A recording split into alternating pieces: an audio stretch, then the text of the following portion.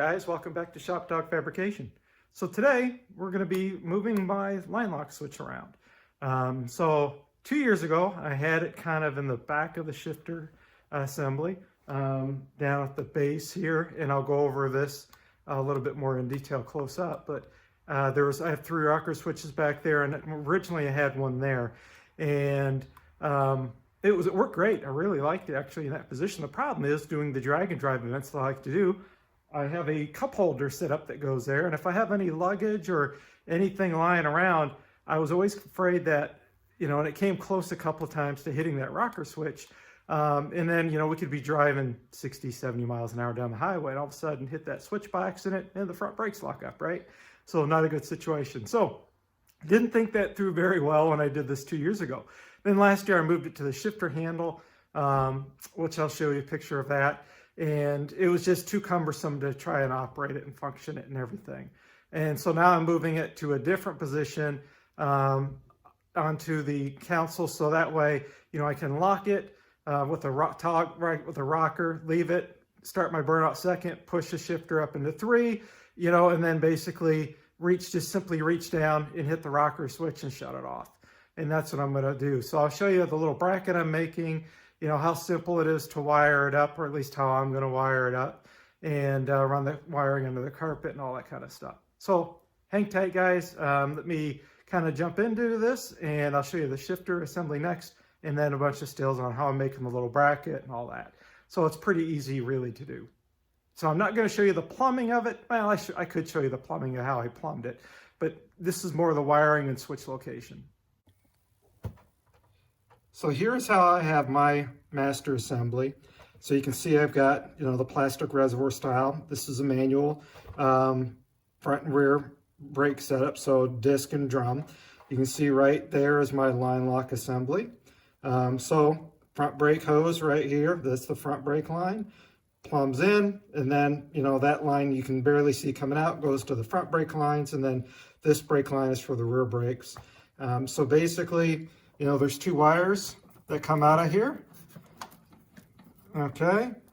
Basically, they're both black, but all you got to do, doesn't matter. You can provide power to one, ground to the other one. Right here, you can see I've got ground to this one, and then I run the other side over. That side will go over to the switch. I'll have power come into the switch from a junction box on the passenger side of the vehicle over there on the back side. And that power will feed the switch, and then basically I'll toggle the rocker switch, and that will engage the solenoid to lock the front brakes. All right, guys, so here you can see this is my shifter console that I made. This is all out of aluminum. Basically this panel here and this front panel were welded on. This and the other side were bent out of a sheet, and then I welded and kind of ground these down. I wasn't the best TIG welder at the time. I am way better now than when I actually made this a couple years ago. So on the back side, I've got a couple switches. These are no longer used at this point in time. These were when I was running a different ignition system, and this actually does work. This is for my interior lights, and then obviously I've got my shifter here. This is where we're going to be mounting the line lock switch in the future, and I'll go over a series of pictures and things, what I'm doing there. You can see a couple of nut zerts. And then on the front side, because this is a drag and drive event type car, so I have a dual USB charging point for like cell phones, and then a cigarette lighter as well, mounted on the front side. So that way, during my drag and drive events, I can close those off. Or like I said, I can plug in my cell phone and charge it, or I can charge the batteries, for like my GoPro style camera that I have as well.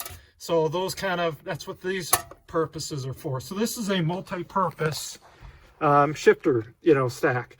And so now, like I said, I'm going to be mounting up the line lock there, and we'll go over all the pictures on how I'm making my little bracket, wiring it up and all that fun stuff, because I'll be running the wiring underneath the carpet. I'm going to have to remove this. I'm going to drill a hole there, have the wires come out from there, bracket mounted like so, switch, have just a simple rocker switch. So anyway, we'll go ahead and touch on this here and do a bunch of stills so you guys can see how I'm doing this.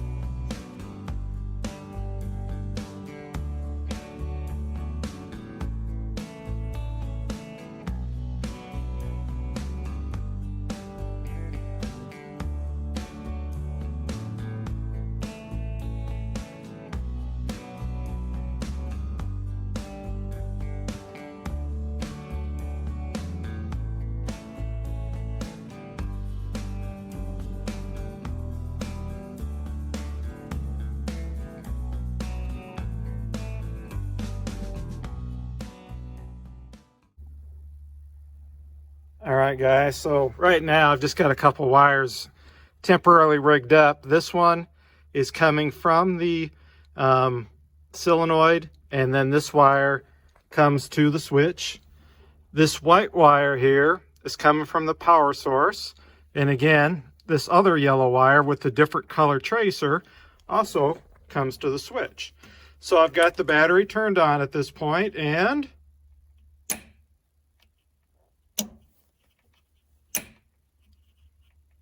so I don't know if you can hear it, but the solenoid's engaging, and also you can see the light comes on indicating to me that my line lock is actually engaged. And then I can, when I'm done with my burnout, just simply turn it off.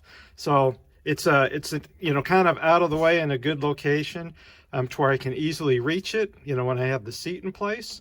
And like I said, I can just turn it on now, know that line lock's engaged, line lock is disengaged. So you can see here is my little fuse box that I've got underneath the dash there. It only feeds a couple of things. There's not much that it actually feeds, the line lock being one of them. So now what I need to do is I'm actually going to eliminate this white wire here, because this yellow wire is plenty long enough to go right over to the fuse box. And then I need to connect this wire, like I said, up, shorten this lead up obviously a lot. So that way, this goes to the solenoid, get rid of that, and I'll take this one straight over to that fuse box. So that's really all I have left to do. And now I've got my line lock in a new position. I don't have that other cord over here, right? Which the momentary switcher, where you got to hold it down all the time. So we're going to give this a try this season, and I think I like this position a whole lot better. So there you go, guys. I hope you guys like what I did for a line lock switch, and kind of how I got my line lock plumbed, and how I've got it wired up. So I hope this helps you with your projects in the future. If you're going to do a line lock, how simple you can set it up. It's pretty easy to do. Like I said, I'd rather have like the push button if it was on top of the shifter to be able to hold it down, but it's trying to do it on the side. It was just too cumbersome to try to hold it to shift and everything, and that's why I moved it to more of a rocker switch instead of, push button momentary style. So anyway, have a great day, guys. As they say, like, subscribe, hit the little bell for future content. I hope this stuff helps you out. And I've got some other things that, maybe already done to the car that I'm going to share with you, how I've got it set up as well. So anyway, take care, guys. Have a great day. Get out your shop, have some fun. See you at the track soon.